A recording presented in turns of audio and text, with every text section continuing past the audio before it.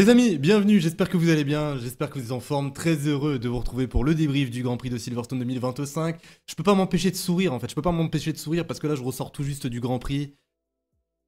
On a pu voir le podium, on a eu une grosse surprise sur le podium, un podium qu'on ne pensait pas avoir cette saison et surtout un pilote qu'on ne pensait pas voir sur le podium cette saison. Je ne sais même pas par où commencer tellement ce Grand Prix a été chaotique avec que ce soit la pluie, les safety cars, les erreurs de certains pilotes. Donc on va essayer de résumer cette course. Je vais vous donner mes tops et mes flops et vous allez pouvoir constater que je vais être assez indulgent sur les flops aujourd'hui. Je vais vous expliquer pourquoi juste après. Donc on perd pas plus de temps et n'oubliez pas voilà, de me laisser vos top flops du Grand Prix. Ce que vous avez aimé, ce que vous n'avez pas aimé. N'oubliez pas non plus de laisser un petit like, un petit abonnement. Je remercie chacun d'entre vous qui prendront une petite seconde pour le faire. Et on est parti pour le débrief de ce Grand Prix de Silverstone. Donc on est parti pour le résumé de ce Grand Prix. Et comme je vous l'ai dit un petit peu plus tôt, je vais passer certains détails. C'est tout à fait normal. Il s'est passé tellement d'événements lors de cette course que je ne peux pas revenir, bien sûr, sur tous les arrêts au stand. La seule chose à savoir, alors déjà, voici la grille de départ. La seule chose à savoir, c'est que tous les pilotes s'élançaient en pneus intermédiaires. On avait énormément d'interrogations par rapport à la pluie, puisque vous allez pouvoir le constater, la pluie va être un facteur clé lors de ce Grand Prix. Donc c'est parti pour le tour de formation et on va pouvoir d'ores et déjà constater que certains pilotes s'arrêtent au stand, tels que George Russell ou même Charles Leclerc. George Russell qui s'est lancé 4ème, Charles Leclerc 6ème. Ils vont tous les deux s'arrêter, suivis par d'autres pilotes tels que Hadjar pour les pneus slick dès le tour de formation, chose assez inhabituelle. Donc on va partir avec certains espaces sur cette grille de départ. Donc le départ se lance, Verstappen conserve la tête devant les deux McLaren. À l'arrière on peut voir que Lando Norris est un petit peu plus en difficulté, surtout face à Lewis Hamilton, mais il tiendra sa position. On arrive au 8ème tour et Oscar Piastri, qui était de plus en plus insistant sur Max Verstappen, va finir par le dépasser dans le 3e secteur. Donc il prend la tête de ce Grand Prix. Mais à partir du 11e tour, c'est là où il y aura un énorme problème. En l'occurrence, la pluie. Un déluge va s'abattre sur Silverstone. Donc tous les pilotes vont rentrer au stand. Il y aura carrément une safety car en raison de la quantité d'eau qui s'abat sur le circuit. Beaucoup de pilotes vont partir à la faute et surtout l'un des pilotes de tête, puisque là on va parler de Max Verstappen. Puisqu'au 20e tour, Max Verstappen va partir en tête à queue et il se relancera qu'à la 10e place. Il va tout perdre, voilà.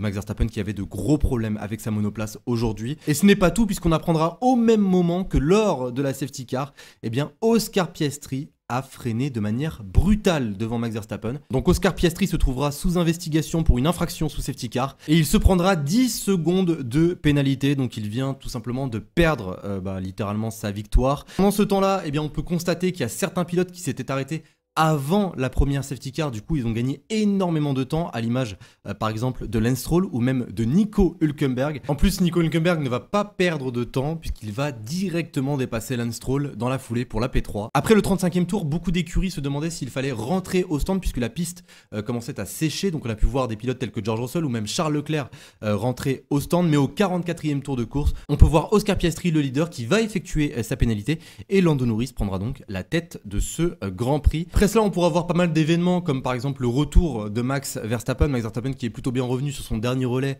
notamment en pneu médium. Lewis Hamilton, quant à lui, restera à la P4. Il ne réussira pas à rattraper Nico Hülkenberg et on pourra même voir un contact entre les deux As en fin de Grand Prix. Mais au bout, les amis, de ces 52 tours aujourd'hui à Silverstone, victoire de Lando Norris qui s'impose devant son coéquipier Oscar Piastri, suivi par Nico Hülkenberg. Non mais c'est incroyable, je ne pensais jamais dire ça un jour. Voici le podium aujourd'hui à Silverstone. Donc on est parti pour les top flops de cette course et j'attends les vôtres comme toujours. Alors moi, exceptionnellement pour cette course, je ne vais pas mettre de flop. Tout simplement pourquoi ? Puisque les conditions ou même le scénario de ce Grand Prix ont beaucoup joué selon moi sur le résultat final. Et c'est vraiment dommage parce qu'aujourd'hui pour moi c'était plus une course, vous savez, de timing. Voilà, il fallait à chaque fois anticiper les conditions. C'était plus une course d'expérience. Comme on a pu le constater aujourd'hui, la plupart des pilotes qui ont abandonné, pour la plupart, c'était des rookies. Et mis à part cela, je tiens tout de même à féliciter les pilotes qui ont pu terminer cette course, puisque vu ce qu'on leur donne comme pneus, eh bien, c'était assez délicat. On est quand même dans une réglementation à effet de sol. Je vous le dis très clairement, l'effet de sol, on ne le ressent pas du tout. Et c'est pour ça que j'en veux un petit peu à Pirelli de ne pas concevoir des pneus capables de gérer eh bien, les conditions humides sur un tracé, capable de générer le moins de spray possible. Beaucoup de pilotes aujourd'hui sont partis à la faute dû à des problèmes de visibilité. Je pense par exemple à Isaac Hadjar qui ne voyait strictement rien. Je pense par exemple à Charles Leclerc qui s'est pris une flaque d'eau littéralement dans la tronche. Je pense à d'autres pilotes tels que George Russell ou même Max Verstappen. Donc ceci dit, on est parti pour le premier top et je vais bien sûr mettre Lando Norris. 4e victoire cette saison, 8e en carrière. Il gagne pour la première fois chez lui et ça devant pratiquement 11 000 ou 12 000 spectateurs qui étaient venus rien que pour lui. Il y avait carrément une tribune pour Lando ce week-end. Lando Norris dans les tops, sans aucune hésitation. Alors là, je sais très bien ce qu'on va me dire, et je sais très bien ce que je vais voir dans les commentaires dans pas longtemps. Ouais, Rami, c'est une belle victoire de Lando Norris, mais Lando Norris, il n'est pas parti chercher cette victoire sur la piste. Et c'est totalement vrai. C'est vrai que Lando a été chanceux aujourd'hui. Max Verstappen qui se plante juste devant lui, cadeau. Oscar Piastri qui prend une pénalité de 10 secondes, ce qui lui permet donc de prendre la première position, et ce qui lui permet d'aller remporter ce Grand Prix, parce que, faut le dire très honnêtement, Lando Norris, surtout en début de course, il n'avait pas le rythme de Oscar Piastri. Donc là, je vous donne certains détails, juste pour vous dire, en gros, que oui, Lando Norris a été chanceux aujourd'hui. Mais cette chance, il l'a quand même provoquée. Il l'a provoquée comment? Je vous en parlais la semaine dernière, il y a eu des changements qui ont été effectués sur la suspension de la McLaren, des changements qui ont été effectués sur la voiture de Lando Norris qui n'ont pas été faits sur la voiture d'Oscar Piastri puisque Oscar Piastri n'en voulait pas, mais des changements qui ont permis à Lando Norris de retrouver un feeling avec cette MCL39. Et le Lando Norris que je vois depuis l'Autriche me plaît énormément. J'ai retrouvé le Lando que je connaissais en 2024. Un Lando plus à l'aise, un Lando plus confiant, un Lando qui gère ses gommes comme il avait l'habitude de les gérer en 2024. Aujourd'hui, c'était probablement l'un des meilleurs pilotes sur les intermédiaires. Enfin, du moins au niveau de la gestion pneumatique. Un Lando également qui ne fait pas d'erreur. Son coéquipier est parti à la faute, Max Verstappen est parti à la faute. Lui n'a fait aucune erreur du début jusqu'à la fin. Donc oui, il a été chanceux. Oui, Piastri aurait dû logiquement gagner cette course. Mais une victoire, par moment, ça peut se jouer sur des détails. Donc je vais le mettre dans les tops, ça va lui faire le plus grand bien. Voilà, cette victoire à la maison. On a terminé avec Lando Norris. Un petit mot sur Oscar Piastri. Oscar Piastri, c'est dommage. Aujourd'hui, il avait le rythme pour aller chercher la victoire. J'ai adoré son début de course. Vraiment, j'ai adoré son début de course. La manière dont il est venu dépasser Max Verstappen. Il est quand même leader du championnat. T'as des conditions qui sont catastrophiques en face de toi. T'as Max Verstappen devant toi. Faut le tenter quand même. Faut le tenter. Donc rien que pour ça, j'applaudis la performance du pilote. Par contre, ce qui m'a un petit peu gêné, c'est la pénalité qui est apparue juste après. Je vous montre les images. Ça se constate, ça se voit que Oscar Piastri freine brusquement devant Max Verstappen. Même la réaction de Max Verstappen veut absolument tout dire. Max Verstappen a été ultra surpris par ce move d'Oscar Piastri. J'ai pas compris ce freinage. D'ailleurs, vu sa tête après la course, il avait l'air assez déçu. Certains disent que ça y est, il commence à être touché psychologiquement. On commence à voir un Oscar Piastri qu'on n'avait pas l'habitude de voir auparavant. À mon humble avis, je ne pense pas. Je pense qu'il était juste frustré en fait de s'être pris une pénalité parce que je pense que même lui ne l'a pas vraiment compris. Donc ouais, dommage pour Oscar Piastri, il méritait beaucoup mieux aujourd'hui, la victoire était largement envisageable vu le rythme qu'il nous a montré encore une fois. Prochain top, et là je veux des Hülkenberg dans les commentaires, s'il vous plaît, faites-moi plaisir. Je sais qu'il y a certaines personnes à chaque fois qui mettent des Hülkenberg. Parce que là les performances sont exceptionnelles. Depuis les dernières évolutions, cette Sauber a totalement changé et ça envisage que du bon pour le projet Audi qui arrivera en 2026. Mais quelle performance de Nico Hülkenberg, quelle performance. Je sais, encore une fois, ça se joue sur des détails. Je sais que la stratégie a été du côté de Nico Hülkenberg, puisque avant le déluge qui est apparu au 12e tour, et là où tous les pilotes vont s'arrêter, Hülkenberg va s'arrêter dès le 10e tour. Vous allez me dire, ouais, 2 tours, c'est pas grand-chose. Mais si, 2 tours avec des nouvelles gommes intermédiaires, ça peut faire toute une différence et Hülkenberg a gagné énormément de temps. Ce qui lui a permis déjà de revenir à la 5e position, juste derrière Lance Stroll, Verstappen et les McLaren. Et même sur le deuxième arrêt, quand Lewis Hamilton va tenter l'undercut sur Nico Hülkenberg, Lewis Hamilton va s'arrêter au 42e tour de course pour les tendre. Hülkenberg au 43e tour et comme je vous l'ai dit un petit peu plus tôt, c'était une question de timing. Hamilton est sorti des stands, il n'avait pas les bonnes températures, donc Hamilton a perdu énormément de temps alors que Nico Hülkenberg a pu ressortir en pneu médium, chauffer ses pneus et l'écart était environ de 5 ou même 6 secondes à ce moment-là. Donc après 239 Grands Prix en Formule 1, Nico Hülkenberg monte enfin sur le podium et c'est mérité. Waouh, c'est mérité, vraiment c'est mérité. Cela faisait depuis 2012 que Sauber n'était pas monté sur le podium. Depuis le Japon en 2012 que Sauber n'était pas monté sur le podium. Je l'ai toujours dit, Nico Hülkenberg est vraiment l'un des pilotes les plus sous-estimés sur cette grille. Le mec part à la retraite, il va te gagner les 24 heures du Mans, il revient en Formule 1 chez Haas, dans une écurie qui n'est pas tellement rodée à ce moment-là. Ensuite, il fait confiance à Sauber, et à ce moment-là, faire confiance à Sauber, c'était plutôt délicat. Sauber sortait d'une saison à la dernière place au constructeur, et non, lui, il croit au projet. Même là, j'imagine qu'avec son podium, il vient de confirmer son avenir chez Audi pour 2026. Donc ouais, très belle performance de Nico Hülkenberg, c'est amplement mérité. C'est les émotions, vraiment, c'est les émotions. C'est les émotions en fait. C'est... Déjà que de voir pour la première fois un pilote monter sur le podium, ça nous fait toujours un petit quelque chose. Et là, que ce soit Nico Hülkenberg tout particulièrement, Nico Hülkenberg qui est en Formule 1 depuis 2010, qu'on le voit enfin monter sur le podium, c'est vraiment quelque chose d'assez spécial, je trouve. Donc, félicitations à Nico Hülkenberg que je vais mettre dans les tops et bien joué à lui puisque ce bon résultat, ces 15 points pris aujourd'hui, permet à Sauber de remonter à la 6e place au constructeur. Prochain top, je vais quand même le mettre dans les tops, même si je ne vais pas mettre l'écurie en elle-même. Je parle de Lewis Hamilton, 4e position pour Lewis Hamilton. Il passe à pas grand-chose du podium. Sa série de podiums à Silverstone s'arrête malheureusement en 2025. J'ai bien aimé la performance de Lewis Hamilton. J'ai retrouvé un peu, vous savez, le Lewis Hamilton qu'on connaissait, un Lewis Hamilton assez confiant avec sa monoplace. On constate que le fond plat a rapporté une certaine stabilité.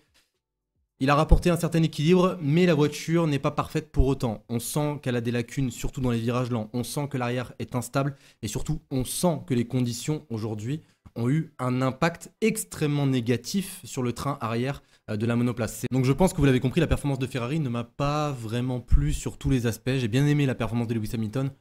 Par contre, il y a certaines choses que je ne trouve pas forcément normales. C'est pas normal pour moi qu'une Ferrari n'arrive pas à revenir sur une Alpine.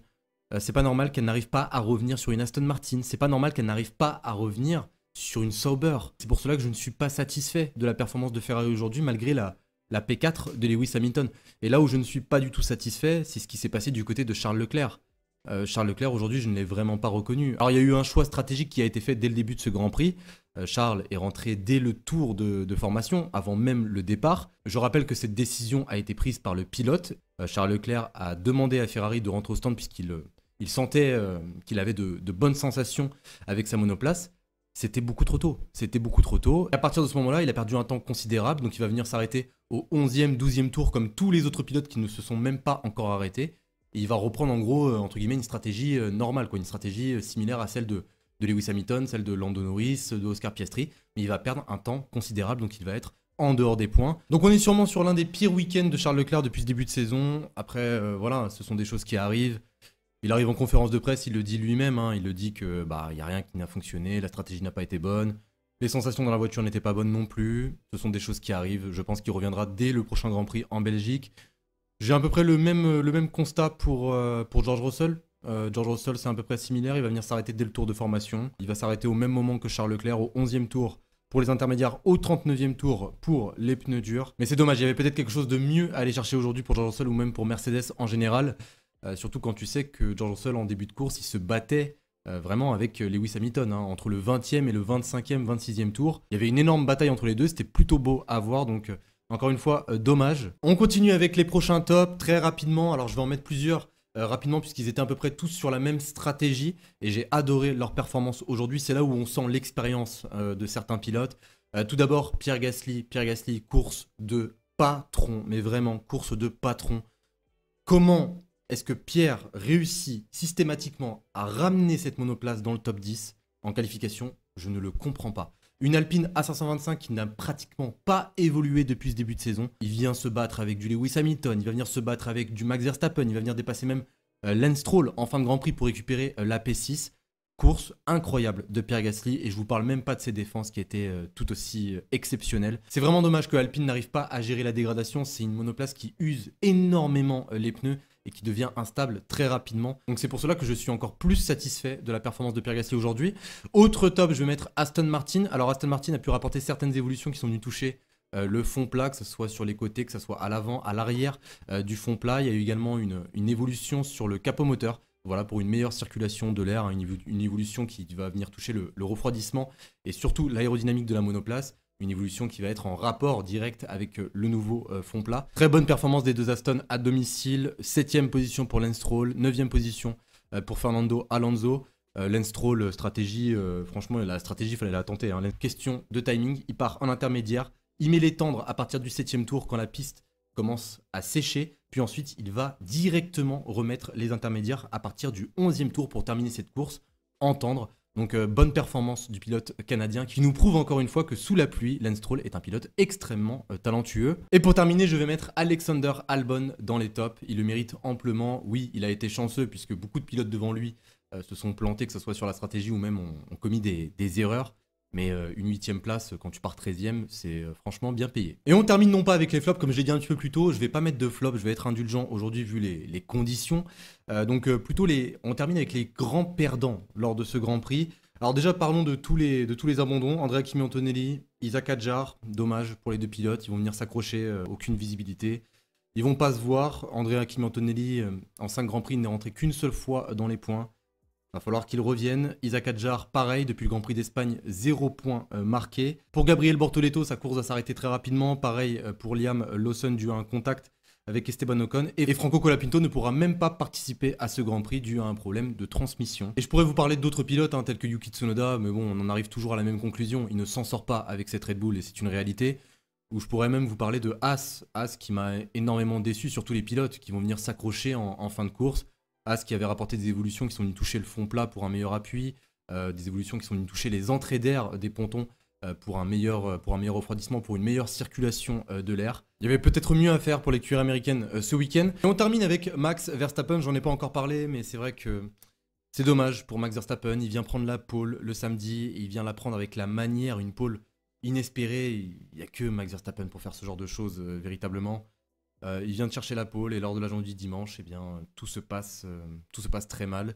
On sent que Red Bull est parti sur un setup avec un aileron arrière qui était déjà différent, un aileron arrière qui était censé favoriser eh bien, la vitesse de pointe de cette Red Bull. Malheureusement, quand tu favorises la vitesse de pointe, tu perds logiquement de l'appui sur ta monoplace. Et quand les conditions changent et que la pluie apparaît, eh bien ça devient tout de suite beaucoup plus difficile de garder une stabilité. Et je vous le dis très clairement, aujourd'hui la performance de Max Verstappen est plus due à sa monoplace qu'à son pilotage. Et mis à part les conditions et les réglages, ce qu'il a rattrapé, c'est la dégradation. Et oui, à partir de 15 tours, entre la McLaren et la Red Bull, c'était le jour et la nuit. Ça allait un petit peu mieux pour Max Verstappen en fin de course puisqu'on est revenu sur les slicks et du coup il a commencé à ressentir de meilleures sensations avec sa Red Bull. Il a pu dépasser certains pilotes tels que par exemple Lance Stroll, Pierre Gasly pour revenir jusqu'à la P5. Mais ce n'est vraiment pas suffisant. Si on passe un petit peu sa performance, moi ce qui m'a fait le plus mal, c'est ce qu'il a pu nous dire après la course. J'ai l'impression qu'il est en train d'abandonner, très clairement. Il nous a dit qu'il ne jouait même plus le championnat cette saison. On le sent pas détruit psychologiquement, puisque c'est Max Verstappen. Faut pas non plus déconner, cette 5ème position lui a fait mal. J'espère qu'il saura relever la tête, puisque un championnat du monde sans Max Verstappen, c'est pas forcément la même chose. En tout cas, j'espère vraiment que cette vidéo vous aura plu. C'est le cas, n'oubliez pas de me laisser vos top flops dans les commentaires. N'oubliez pas le petit like, le petit abonnement, ça m'aide énormément. Vous êtes plus de 60% environ à regarder mes vidéos et vous n'êtes toujours pas abonné, donc abonnez-vous, c'est totalement gratuit. Pour ceux qui ont les réseaux sociaux, notamment Instagram, eh bien j'ai relancé mon compte Instagram, donc je vous invite à venir me suivre sur Instagram, c'est RamiF1, tout simplement. Sur ce, eh bien je vous souhaite une excellente journée, une excellente soirée. Prenez soin de vous et je vous dis à très vite. Salut tout le monde.